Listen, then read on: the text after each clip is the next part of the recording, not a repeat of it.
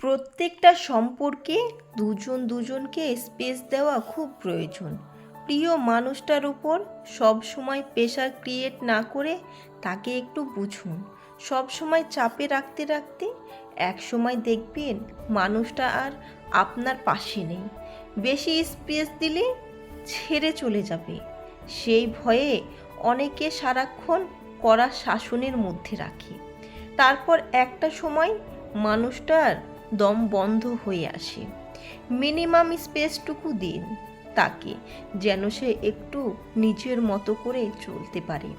আপনি কড়া শাসন চাপ সৃষ্টি করে যে তাকে প্রচণ্ড ভালোবাসা বলে দাবি করছেন, সেই ভালোবাসা তার কাছে তখন নিমের চেয়েও বেশি তেতো লাগবে।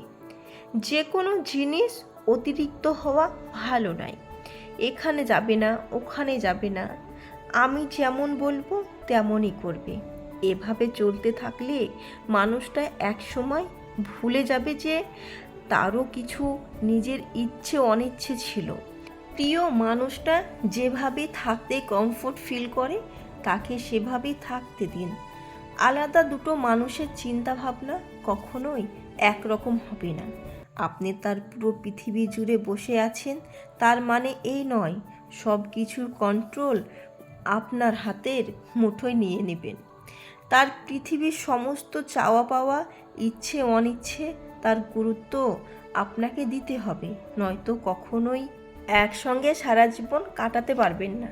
সম্পর্ক মানে ও আমার কথায় উঠবে বসবে, এক গলা ঠান্ডা পানিতে নেমে থাকতে বললে তাই করবে, এসব না।